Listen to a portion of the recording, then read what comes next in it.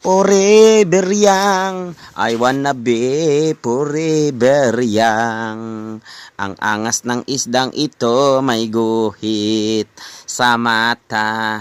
Ang pangit ng ulo, ayun yung isa nangingitim. Yung isa din ay medyo dark. Napakalupit na mga gurame. At saka ang dami din ng gape. O diba? Ang lupit na. Hindi ko alam eh. Gusto ko lang mag-video-video ng ganitong isda. No? Actually, hindi ko alam kung ano sasabihin. Basta, bahala kayo dyan. Nilagyan ko pa nga ng ilaw para mailawan din syempre yung mga halaman sa ilalim na malupit na malupit. Ayan, gaganda ng mga halaman natin.